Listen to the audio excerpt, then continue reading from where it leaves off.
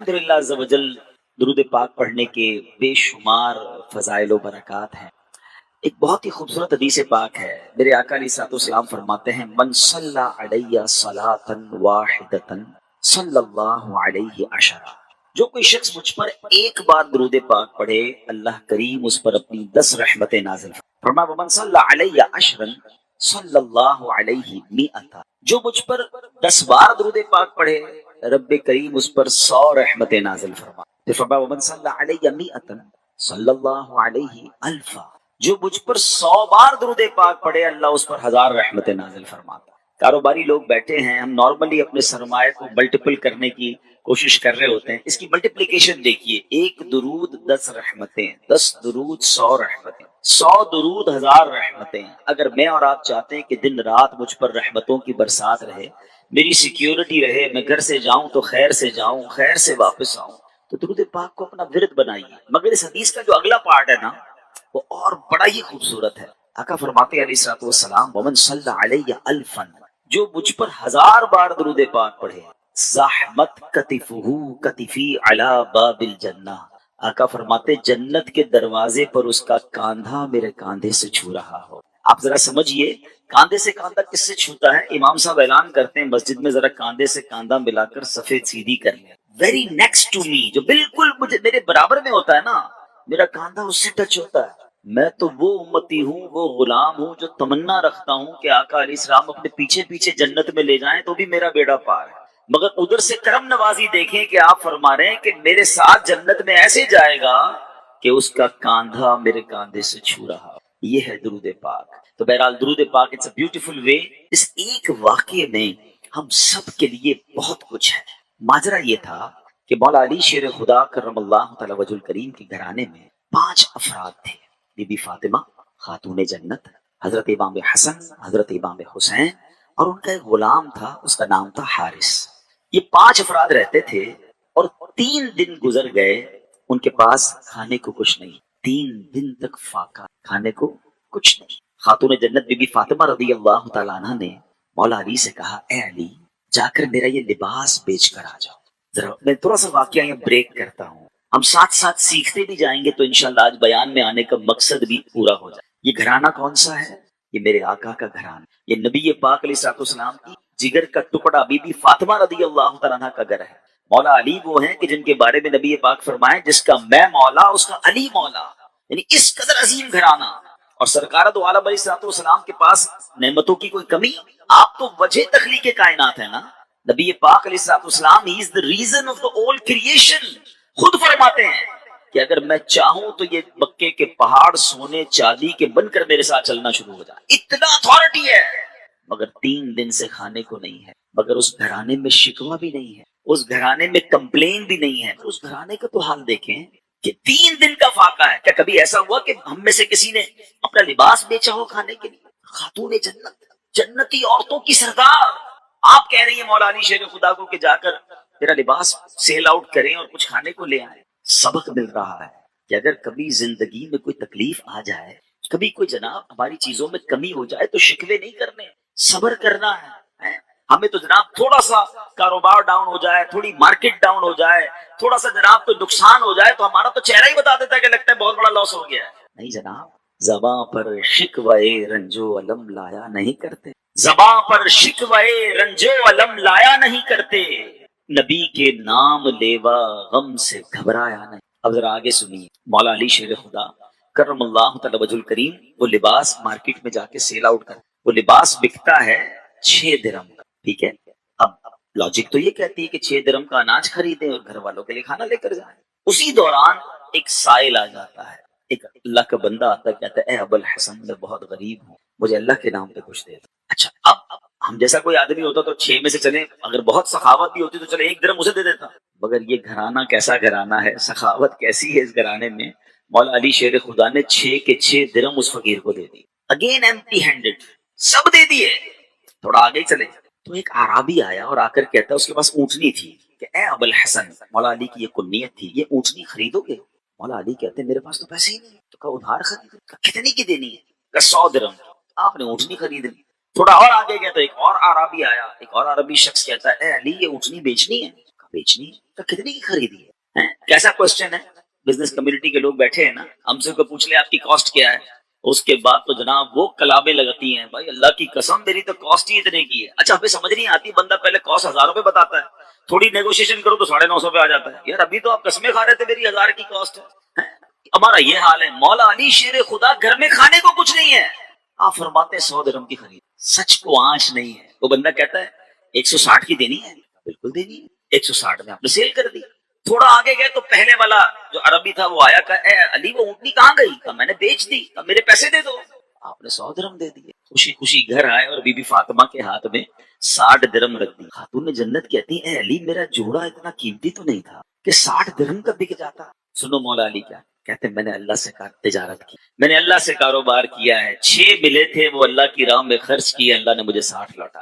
ہائے ہائے، اب سنیے، اب آگے سنیے اس کی اور اس واقعے کا خوبصورت ٹرن اور سنیے، ایمان تازہ ہو جائے گا۔ اس گھرانے کی شان کیا ہے؟ آقا علیہ الصلوۃ والسلام کو یہ بتاتے، مولا علی بتاتے، اس سے پہلے سرور کائنات علیہ الصلوۃ والسلام سوال کرتے ہیں، اے علی تمہارا کل تمہارے ساتھ جو معاملہ ہوا تم جانتے ہو کیا تھا؟ مولا علی کہتے ہیں اللہ عالم و رسول عالم، حضور آپ ہی بتا دیں معاملہ کیا تھا۔ کہا اے علی جو تمہیں اونٹنی بیچنے آئے تھے وہ کوئی اور نہیں، وہ حضرت میکائیل علیہ السلام تھے۔ اے علی جو تم سے اونٹنی خریدنے آئے تھے نا وہ حضرت جبرائیل علیہ السلام تھے۔ اور جاننا چاہو گے وہ اونٹنی کون سی تھی؟ یہ وہی اونٹنی ہے کہ جس پر میری بیٹی بی بی فاطمہ خاتون جنت قیامت کے روز سواری کریں گی۔ یہ ایسا سخی گھرانہ ہے جو تم سے نہ مانگوں تو پھر کس سے مانگوں، تمہارا تو سارا گھرانہ سخی۔ اب اس ایک واقعے سے اتنا کچھ ہے ہمارے لیے، میں کچھ اور بیان نہ بھی کروں نا، آج اسی ایک واقعے کو میں پرت بپرت کھولتا چلا جاؤں تو یہ ایک انسیڈنٹ، یہ ایک beautiful story of the family of رسول اللہ صلی اللہ تعالی علیہ وسلم ہمیں کیا کچھ سکھا رہی ہے۔ قناعت کس کو کہتے ہیں، صبر کس کو کہتے ہیں، اللہ کی رضا پر راضی رہنا کس کو کہتے ہیں، اور پھر سخاوت کس کو کہتے ہیں، اللہ پر بھروسہ کس کو کہتے ہیں۔ تو بہت عجیب و غریب لوگ ہو گئے ہیں، ہمیں تو اسباب پر بھروسہ ہے، ہماری تو کیلکولیٹر سے کیلکولیشن چلتی ہے کہ نہیں جناب اتنے سال محنت کروں گا تو یہ ملے گا، اپنے پلانز ہی ختم نہیں ہوتے۔ تھوڑا سا جناب ہمارا پلان ڈسٹرب ہو جائے تو لوگ مایوسی والی باتیں، ڈپریشن میں چلے جاتے ہیں، لوگ معاذ اللہ سوسائڈ کی باتیں کرنے لگ جاتے ہیں۔ کدھر گیا رب پر بھروسہ؟ نہ کریں ایسا۔ بعض اوقات آزمایا جاتا ہے، بعض اوقات اس میں بہت ساری حکمتیں ہوتی ہیں۔ ایک اور حدیث پاک کا واقعہ سناؤں گا، پھر اپنے ٹاپک کی طرف دوبارہ آتے ہیں۔ کمال کا واقعہ، اور یہ واقعہ نبی پاک علیہ الصلوۃ والسلام نے صحابہ کو سنایا۔ حضرت ابو ہریرہ رضی اللہ تعالیٰ عنہ اس حدیث کے راوی ہیں۔ حضرت ابو ہریرہ کہتے ہیں کہ نبی پاک علیہ الصلوۃ والسلام نے ہمیں یہ واقعہ سنایا کہ بنی اسرائیل میں 3 شخص تھے۔ اب ذرا غور سے سنیے گا، ہم میں سے کئی لوگ ایسے ہیں جو پچھلے 5 10 15 سالوں میں اللہ نے ان کو بڑا عروج دیا ہے، اللہ آپ کو اور ترقی دے، آپ کے رزق حلال میں اللہ اور برکت دے، مگر غور سے سنیے گا۔ آقا علیہ الصلوۃ والسلام فرماتے بنی اسرائیل میں 3 لوگ تھے، اللہ کریم کو ان کی آزمائش مقصود ہوئی، ان کا ایگزامینیشن مقصود ہوئی۔ وہ تینوں بندے کون تھے؟ اس میں ایک بندہ تھا جس کو برس کا مرض تھا، کوڑ کا مرض ہوتا ہے نا، ایک بندہ تھا جس کی آنکھیں نہیں تھی، نابینا تھا، اور ایک بندہ تھا جس کے بال ہی نہیں آتے تھے، گنجا تھا، اس کی تمنا بڑی تھی کہ بال آ جائے۔ تینوں کسی نہ کسی پرابلم، کسی کلیمٹی، کسی ڈیفیکلٹی میں تھے۔ اللہ نے ایک فرشتہ بھیجا ان کے پاس۔ سب سے پہلے فرشتہ گیا برس کے مریض کے پاس، جس کے جسم پر داغ تھے، عجیب و غریب اس کی جلد تھی، سکن تھی، لوگ اس سے دور ہٹتے تھے۔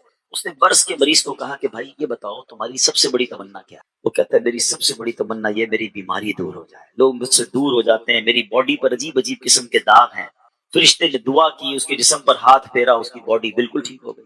کہ یہ بتاؤ تمہیں مال کون سا اچھا لگتا ہے؟ وہ بندہ کہتا ہے کہ مجھے جو ہے وہ اونٹنی بڑی پسند ہے۔ فرشتے نے اس کو ایک اونٹنی دی جو گابن تھی، بچہ دینے والی تھی۔ فرشتہ آگے چلا گیا۔ اب فرشتہ پہنچا دوسرے بندے کے پاس، اور وہ بندہ تھا جو گنجا تھا، اس کے بال ہی نہیں آتے تھے۔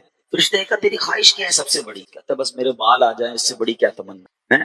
فرشتے نے اس کے سر پہ ہاتھ پھیرا، دعا فرمائی، اس کے بال آ گئے۔ کہ تجھے مال کون سا پسند ہے؟ تو اس نے کہا کہ مجھے جو ہے وہ گائے بڑی پسند ہے۔ اس کو ایک گابن گائے، بچہ دینے والی گائے دی۔ 3rd پرسن کے پاس فرشتہ گیا، وہ کون تھا؟ اندھا تھا، مادرزاد، بائی برتھ بلائنڈ۔ تیری کیا تمنا ہے؟ بولا میری تو زندگی میں ہے ہی اندھیرا، اللہ کرے میری آنکھیں آ جائیں۔ فرشتے نے اس کی آنکھوں پر ہاتھ رکھا، دم کیا، دعا کی، اس کی آنکھیں آ گئی۔ تجھے کیا چاہیے؟ کہا مجھے بکری بڑی پسند ہے۔ اس کو بکری دی جو بچہ دینے والی تھی۔ اور اس کے بعد وہ فرشتے نے برکت کی دعا دی، چلا گیا۔ اب اللہ کی شان دیکھی، اللہ نے ان تینوں کے مال میں خوب برکت دی، ہزاروں بکریاں ہو گئی، ہزاروں اونٹ ہو گئے، ہزاروں گائیں ہو گئی، یعنی اس زمانے کے وہ بلینر بن گئے۔ آفٹر سم ٹائم فرشتہ جاتا ہے اب وہ پہلے بندے کے پاس، برس کے مریض کے پاس، اور فرشتہ بھی اسی اپیرنس میں جاتا ہے، فرشتہ خود بھی برس کا مریض بن کے جاتا ہے اور جا کر کہتا ہے بھائی مجھے کوڑ کا مرض ہے، ایک غریب مسافر ہوں، اللہ نے تجھے بڑا مال دیا ہے، ایسا کر کہ جو اتنی سارے تیرے پاس سینکڑوں ہزاروں اونٹ ہیں، مجھ غریب کو ایک اونٹنی دے دے۔ وہ بندہ کہتا ہے کہ یہ تو میں نے خود کمایا ہے، یہ تو سب میری ایفرٹ ہے، میرے تو باپ دادا کی میراث ہے، یہ تجھے اللہ نے نہیں دیا، تو کچھ عرصہ پہلے غریب تھا۔ کہتا ہے نہیں کس نے کہا تجھے، میں تو پہلے سے ہی مالدار تھا، میرے تو فیملی کا ہی سارا مال ہے، یہ میں نے اپنی محنت سے کیا ہے۔ فرشتے نے کہا ٹھیک ہے، اگر تو سچا ہے تو ٹھیک ہے، اور اگر تو جھوٹا ہے تو اللہ تجھے پہلے جیسا ہی کرے۔ فرشتہ دوسرے کے پاس گیا، اب کس کے پاس گیا؟ گنجے کے پاس۔ کہ بھائی میں بڑا غریب انسان ہوں، مسافر ہوں، تجھے اللہ نے بڑا مال دیا، اتنی گائے ہیں، ایک گائے مجھے دے دے، تو بھی تو غریب تھا کچھ عرصہ پہلے۔ کہتا کس نے کہا تمہیں میں غریب تھا، میں تو شروع سے مالدار ہوں، میرے باپ دادا کی جائیدادیں تھی، یہ تو میرا اپنا کمایا ہوا مال ہے، میں نے کیا ہے سب کچھ، میرے پاس کچھ نہیں ہے تجھے دینے کے لیے۔ ٹھیک ہے اگر تو صحیح کہتا ہے تو ٹھیک ہے، اگر جھوٹ بولتا ہے تو اللہ تجھے پہلے جیسا کر دے۔ اب فرشتہ تیسرے بندے کے پاس گیا جو اندھا تھا، پہلے آنکھ والا ہو گیا، فرشتہ آنکھ بغیر کا بن کے اس کے پاس گیا کہ بھائی میری آنکھیں نہیں ہیں اور میں غریب بھی ہوں، تجھے اللہ نے اتنی بکریاں دی ہیں، کچھ مجھے بھی دے دے۔ پتہ ہے اندھا کیا کہتا ہے؟ سابق کا اندھا، سچی بات ہے آنکھ والا تھا وہ، کہتا بھائی ٹھیک کہتے ہو، میں تو پہلے اندھا تھا، میرے پاس تو کچھ بھی نہیں، یہ سب میرے رب نے دیا ہے مجھے، تو بھی اسی پرابلم میں جس پرابلم میں میں پہلے تھا، اے میرے بھائی تجھے جو لینا ہے لے لے، مجھے رب نے کہاں سے کہاں پہنچا دیا، میرے پاس تو تھا ہی کچھ نہیں، تو بھی میری طرح غمزدہ ہے، اے بھائی یہ بکریاں تیری، جتنی چاہیں لے جا۔ فرشتہ کہتا ہے مجھے کچھ نہیں چاہیے، اللہ تیرے مال میں برکت ڈال دے، یہ تیری آزمائش تھی جس میں تو کامیاب ہوگی۔ یہ حدیث پاک میں نبی پاک علیہ السلام نے واقعہ صحابہ کو سنا۔ آج سچ بتائیں ہماری کیفیت، میری کوئی اوقات نہیں ہے، ارے مجھ سے زیادہ عقل مند لوگ موجود ہیں، مجھ سے زیادہ پڑھے لکھے سمجھدار لوگ موجود ہیں، اگر رب نے مجھے نوازا ہے تو یہ صرف اس کی مہربانی ہے۔ اور جب بندہ اترانے لگ جاتا ہے، جب اپنی شہرت، اپنے مال، اپنی عزت پر یہ گھمنڈ اختیار کرتا ہے، تو ایک بات یاد رکھیے گا، وَتُعِزُّ مَن تَشَاءُ وَتُذِلُّ مَن تَشَاءُ بِيَدِكَ الْخَيْرُ۔ اللہ جسے چاہے عزت دیتا ہے، جسے چاہے ذلیل فرما دیتا ہے۔ ہم نے کروڑوں جس کے فالوورز ہیں ان کو دیکھا منٹوں میں ذلیل ہوتے ہوئے، زکوٰۃ دینے والے دنوں کے اندر زکوٰۃ لینے والے بنتے دیکھے۔ اے میرے پیارے اسلامی بھائیوں، دنیا میں عروج والے جیلوں میں گرفتار ہوتے بھی آپ نے دیکھے، وقت نہیں لگتا بدلنے میں، عاجزی، انکساری اور اللہ پر بھروسہ رکھا۔ ہم نے جو خاندان نبوت کا واقعہ سنا نا، اس میں سے سب سے بڑا میسج پتہ ہے کیا ہے؟ کہ آزمائشیں آتی ہیں، ہم نے اس آزمائش پر صبر کرنا ہے، ہم بے صبری کر جاتے ہیں۔ قرآن مجید فرقان حمید میں رب عز و جل نے واضح اعلان فرما دیا، یعنی کمال دیکھیں، ہم نے پہلے سے بتا دیا تمہارا ایگزامینیشن آنے والا ہے۔ کیا فرمایا؟ وَلَنَبْلُوَنَّكُمْ بِشَيْءٍ مِّنَ الْخَوْفِ وَالْجُوعِ وَنَقْصٍ مِّنَ الْأَمْوَالِ وَالْأَنفُسِ وَالثَّمَرَاتِ، یعنی اللہ نے فرمایا ان قریب تمہیں آزمائیں گے، بی ریڈی، بی کیئرفل، آپ کا ایگزام ہونے والا ہے۔ اچھا یہ بھی نہیں فرمایا کہ کسی بھی چیز سے ایگزام ہو جائے گا، ہمیں ایگزامینیشن کے کوسچن بھی بتا دیے کہ کیا کیا ٹیسٹ آ سکتا ہے۔ ہم کہتے ہیں نا ذرا گیس پیپر تو بتائیں کوسچنز کیا ہوں گے، قرآن نے بتا دیا ہے کہ کیا کیا ٹینشن آ سکتی ہے۔ کیا فرمایا؟ بِشَيْءٍ مِّنَ الْخَوْفِ، کبھی خوف آئے گا، ڈر لگے گا، دشمن سامنے آ جائیں گے، بچوں کے لیے خوف ہو جائے گا، ماحول آپ کے آس پاس کا ڈینجرس ہو سکتا ہے۔ وَالْجُوعِ، کبھی بھوک سے پریشان ہو جاؤ گے، مال کم ہو جائے گا، غربت آ سکتی ہے۔ پھر فرمایا بِشَيْءٍ مِّنَ الْخَوْفِ وَالْجُوعِ وَنَقْصٍ مِّنَ الْأَمْوَالِ، تمہارے مال خراب ہو جائیں گے، کبھی آپ شپمنٹ منگوائیں گے، کبھی آپ نے سٹاک خریدا ہوگا، کبھی دکان لگائی ہوگی، اچانک مال میں کوئی فالٹ نکل آئے گا، آپ کا کاروبار ڈاؤن ہونے لگ جائے گا، یہ بھی ہو سکتا ہے۔ وَالْأَنفُسِ وَالثَّمَرَاتِ، تمہارے جسموں میں پرابلم آ سکتی ہے، ہم بیمار ہو سکتے ہیں، ہماری باڈی میں پرابلم، بندہ کہتا ہے چلتے چلتے بیمار ہو گیا، every thing is going good, یہ اچانک کون سا وائرس نکل آیا، یہ ٹینشن، یہ امتحان ہونا ہے۔ وَالثَّمَرَاتِ، یا تمہارے پھل، تمہارے مال، تمہارے باغات، یہ بھی خراب ہو سکتے ہیں۔ مگر آگے قرآن کیا کہتا ہے؟ یہ ایگزامینیشن سے جو پاس ہو جائے گا نا، فَبَشِّرِ الصَّابِرِينَ، خوشخبری ہے صبر والوں کے لیے، it means good news waiting for you, یہ ٹائم نکالنا ہے، اگر صبر سے نکال گئے تو آگے کیا ہے؟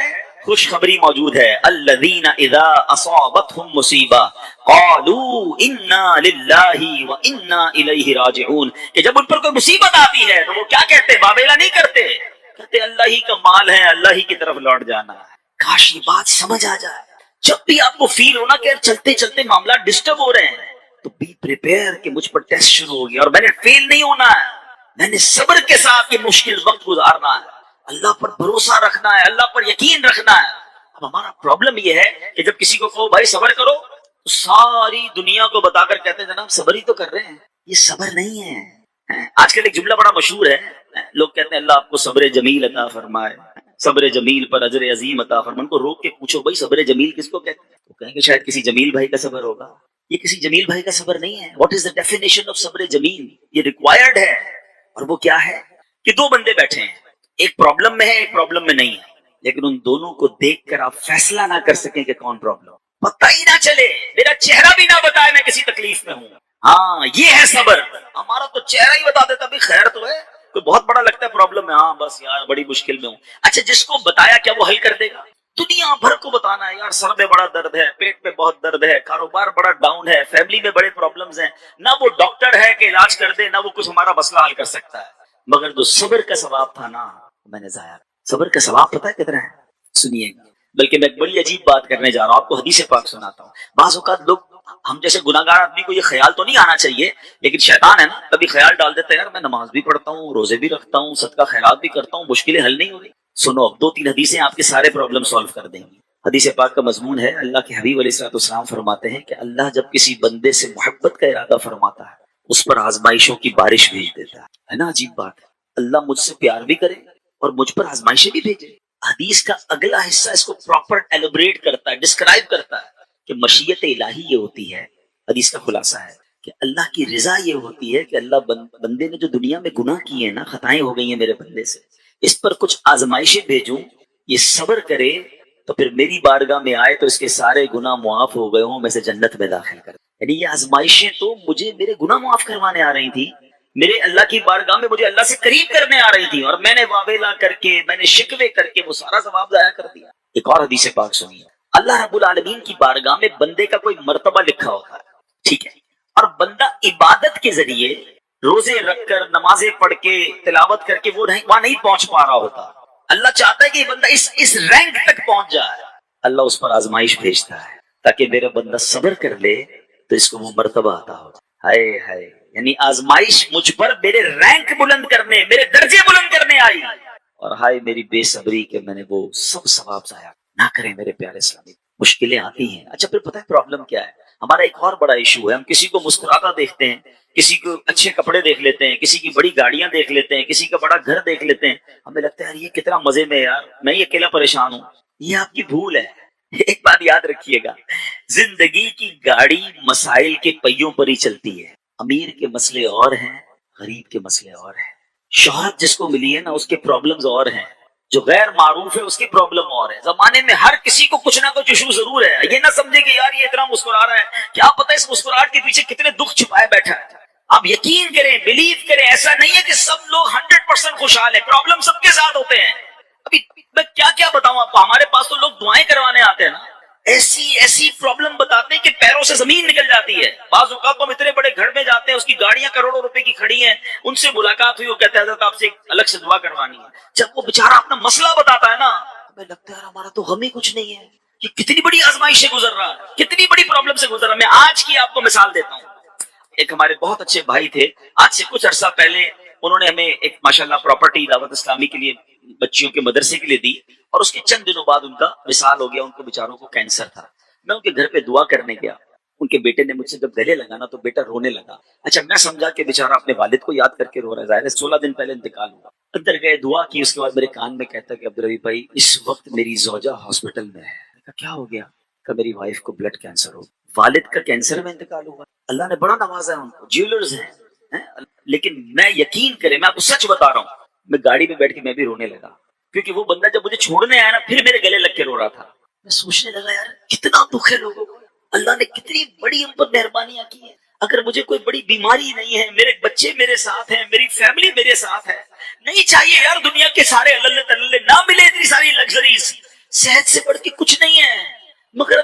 قدر ہی نہیں ہے، ہمیں اس کی کوئی اہمیت کا اندازہ ہی نہیں. پوچھو ان سے، کروڑوں روپے ہیں مگر علاج نہیں ہو پا رہا، ڈاکٹر بعض اوقات مایوس کر دیتے ہیں.